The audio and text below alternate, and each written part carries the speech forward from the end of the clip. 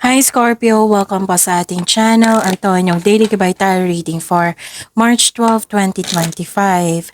Please be reminded kung naka-resonate kayo, comment down. Kung hindi kayo naka-resonate, ibigay niyo po sa iba kasi general reading po ito.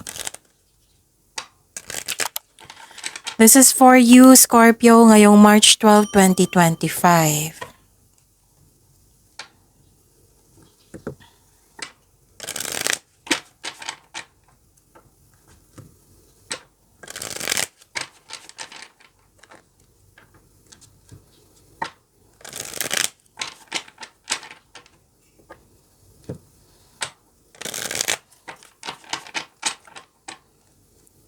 Para po ito sa inyo, Scorpio, ngayong March 12, 2025.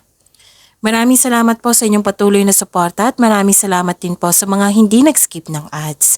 Gamitin ang reading na ito bilang gabay lamang sa mga hindi pa nag-subscribe. Subscribe na po kayo at click bell notification para malaman nyo na may bago tayong video. Para sa mga gustong magpa-reading po, may lumabas dyan sa screen nyo ngayon. Panoorin nyo po at sundin ng instruction. Spirits Guide, mga ganap pa para kay Scorpio ngayong March 12, 2025. I need 3 cards po.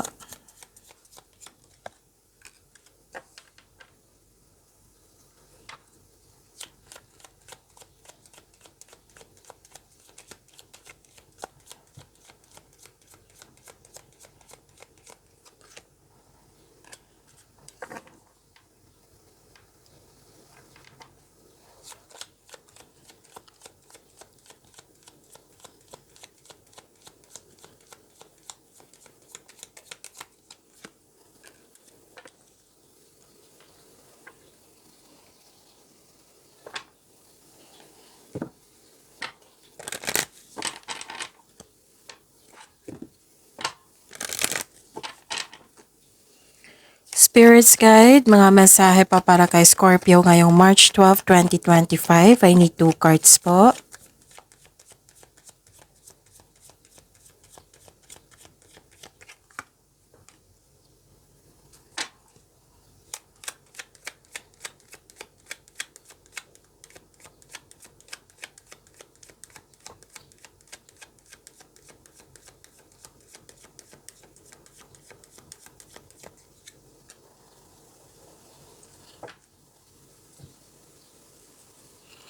Okay. Scorpio, ngayong March 12, 2025, nabibigatan ka dito, nahihirapan, pwedeng feeling guilty, may sacrifice na pwedeng nahihirapan sa paggawa ng desisyon. Tapos, may parating po na pera sa inyo. Oo, malaking pera to, pwedeng parating na or dumating na. Or ito ay isang news or information na na magkakaroon ng, what I meant is magkakatanggap ka ng news or information. Okay, malalaman mo yung totoong intensyon ng isang tao. Nakikita ko yung happiness mo dito kasi may success, may positive outcome. Nakikita ko rin dito na nagkaroon po ng okay, so this is joy and happiness. Wow, ang ganda. So claim nyo po yung success, yung parating na malaking pera sa inyo, dumating na, and itong positive outcome na ito. Okay? Navigating by the stars, follow your bliss, meaning nasa tamang daan po kayo. And valiant courage, take action with passion. Spirits Guide, ano po yung energy ni Scorpio ngayong March 12, 2025?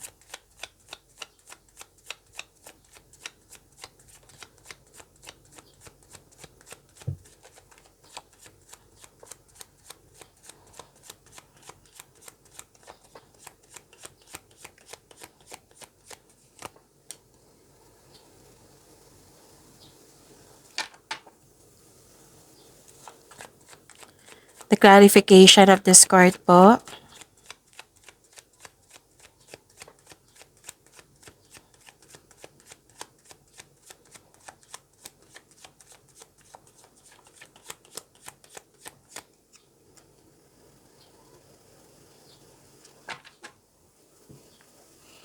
Okay.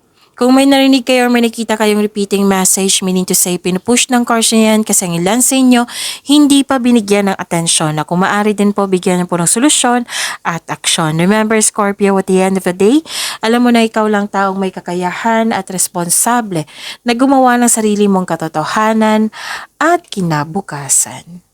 So ano yung energy ni Scorpio?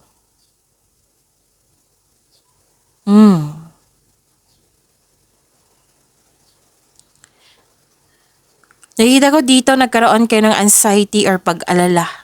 Nag-alala kayo. Ito yung lumabas sa inyong cards dito na nabibigatan ka, nahihirapan ka. Pwedeng nagsisisi ka rin dito. May naramdaman akong pagsisisi dito eh. Tapos, hindi ka makatulog, balisa kayo, natatakot, naghihinala, or dumadala sa pagkakaroon ng masamang panaginip.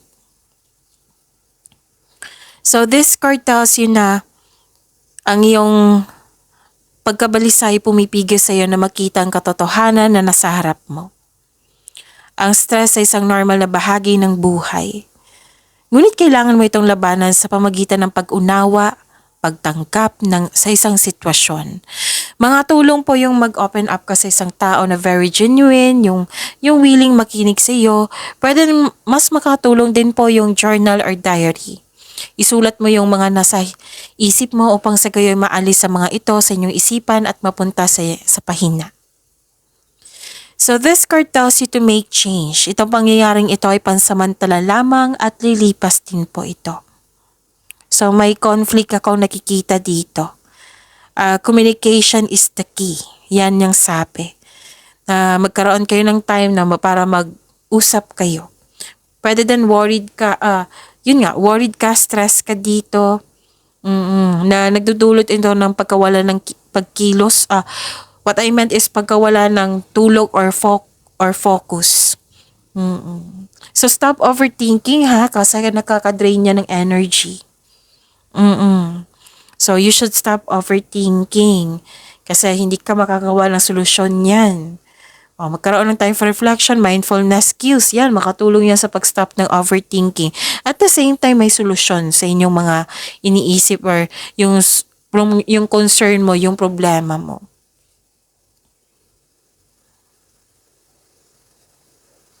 Nag-alala kayo dito eh. Okay.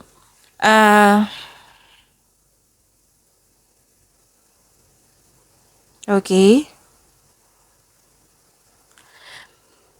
May nakita ko ditong messages. Malakas ang inyong intuition. You're sharing your kindness to everyone. And nakikita ko dito, naging sensitive kayo. So may matatanggap kang mensahe galing sa isang unexpected sources. Pwedeng itong galing sa inyong intuition or bata pa to sa iyo.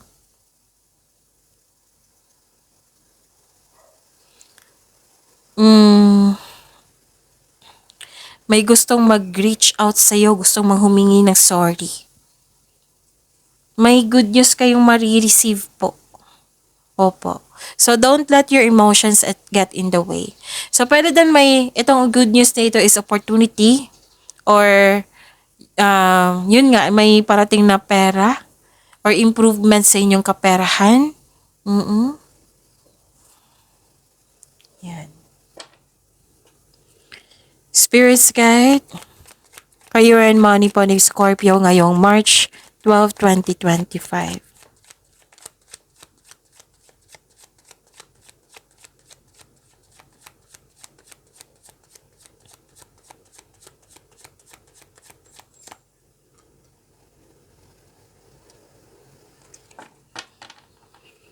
And the clarification of this card po.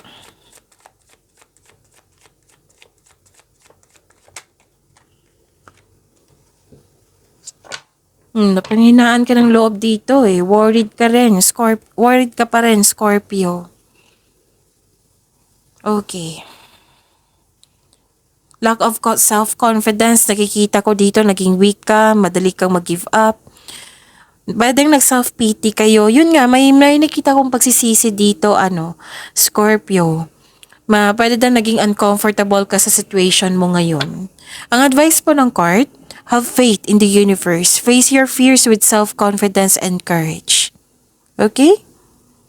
May doubt ako nakikita dito, naging impatient kayo, repression, okay? So, iwasan mag-self-pity. Hindi yan po nakakabuti sa inyo. Kasi self-pity is claiming yan claiming negativity. So, kailangan mong kontrolin. For the sake of yourself, kailangan mong kontrolin po. Huwag niyong tanggapin yung mga negativity kahit hindi yan sinasadya. You have to control it. Baka may nasabi ka dyan na, let's say, nag-self-pity kayo, right? Or negativity, may nasabi kayo niyan. So, kontrolin nyo, bawiin nyo. Kung nasabi nyo na ngayon na, nasabi nyo na bago nyo ito napanood, bawiin nyo. Lalo na sa, anong tawag dito?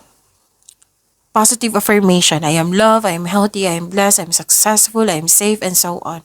Yung i-invite mo yung mga gusto mong mangyari na magaganda sa iyong buhay. Okay? Okay. Okay, excuse me.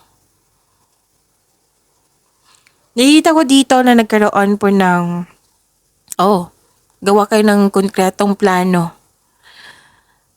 Kung may natanggap kayong good news, may matanggap din kayo na balita na hindi nyo nagustuhan. Oo. May concern din kayo sa isang tao dito na immature, ayaw binabalaan, ayaw makinig, nahihirapan kayo sa kanya. Pwede din nagkaroon ng frustration po kasi gusto mo magkaroon ng progress sa inyong mga ginagawa, pwedeng project ito or goal mo, or sa mga gusto mo mangyari ngayon. Oo, gusto mong may mangyari na resulta. Oo. Gusto mong mag-shortcut para matapos na. So, if you want to see the result, mag-build kayo ng konkretong plano without rushing. Okay? Ano pa? Okay. May energy na isang teacher dito. You are earning money as a teacher. Tapos, ang ilan sa inyo gustong bumalik sa pag-aaral para magkaroon ng traditional career path or move up to the ladder of success. So, this is also means na pwedeng nag-self-study kayo ngayon, pwedeng nagpa-enroll kayo ngayon, pwedeng nagpa-seminar, pwedeng nag-masteral, pwedeng board exam ito. Oo. So, may concern regarding sa education. Nabibigyan mo ng action. Yes. Pwede din may concern ka sa student or sa teacher. Nakatanggap ka ng divine wisdom dito. May magaganap na decision po. Or let's say ito ay masusunod yung gusto mo sa buhay. Masusunod yung gusto mo, masusunod yung ideas mo, masusunod yung plano mo. Nakikita ko dito yung happiness and success, which is nag-clarify siya dito sa inyong card. Clarity, optimism, glory, satisfaction, positivity. So, bumalik na yung confidence nyo. So, this is exciting opportunities na darating sa iyo, which is sumabas din siya dito sa energy nyo na may parating na opportunities. So, magkakaroon ng financial growth. So, another card na nagsabi dito na magkakaroon ng financial growth. So, makaka-receive din kayo ng acknowledgement, recognition. May dito, energy na isang bata na nagbibigay sa iyo ng happiness. Maaring kausap mo ito. Tapos, pwede din naging business partner mo yung family mo, family member po. Maaari din tinutulungan ka ng group of people, and I believe this is your family na tinulungan ka or nagbigay ito ng support sa'yo, moral support, na nagbibigay na ito yung dahilan na naging happy kayo. So this is success, achievement, may parating na blessings na it will lead you to happiness.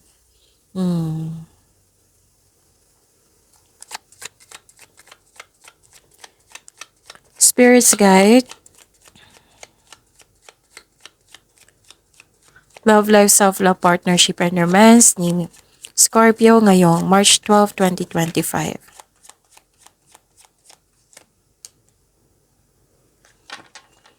And the clarification of this card po.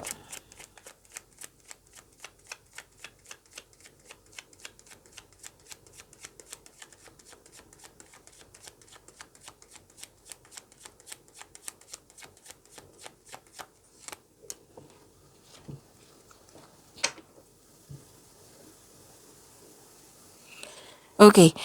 Maraming salamat po sa patuloy na tiwala, suporta sa ating channel. At maraming salamat din po sa mga hindi nag-skip ng ads. Parang hinahayaan mo ang tao na masaktan ka or hindi. Nandito nabibigatan ka sa paggawa ng desisyon. Kailangan niyo po daw maging kalma at balanse. Sabi po ng card. Parang natatakot ka sa paggawa or nabibigatan kayo sa paggawa ng desisyon. May toxic dito na tao, May concern kayo sa nagsabotahe. Pwedeng regarding sa addiction. Concern mo sa isang tao. Pwede din sa materialism or sobra sa trabaho, sobra sa pag-spend ng money. Pwedeng may obsession or parang nakatali ka sa isang bagay or sa isang sitwasyon or sa isang tao.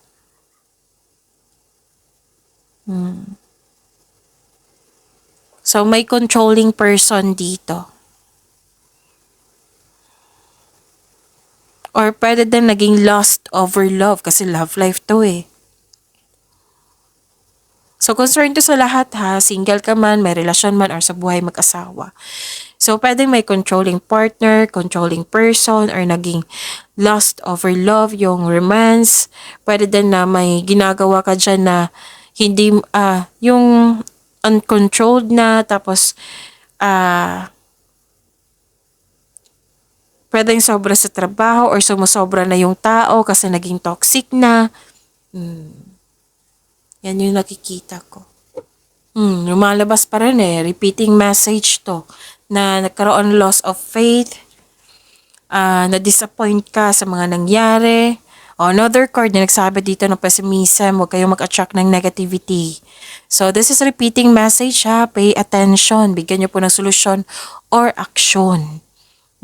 Make change. Huwag kayong mag-give up. Kasi madali ka mag-give up dito Inspiration is on the way. Huwag kayong mag-give up. Your body and soul will heal, but that healing will take time. So, ang advice po dito, dreams do come true. All your dreams are coming true.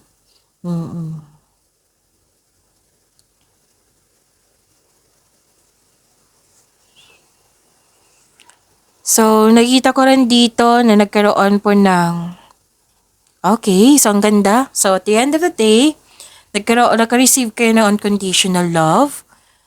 Pwede din may bago kayong kaibigan, bagong maliligaw. Basta may new love dito. Pwede sa connection mo sa isang tao, kahit kaibigan, sa pamilya mo. Oo.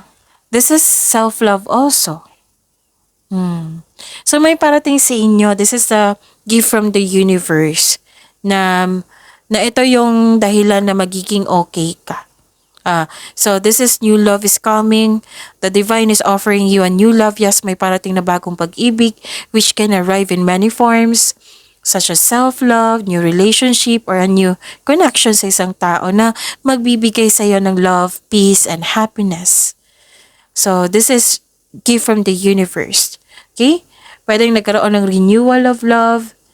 Tapos very supportive yung mga tao sa iyo, pwedeng sa partner mo.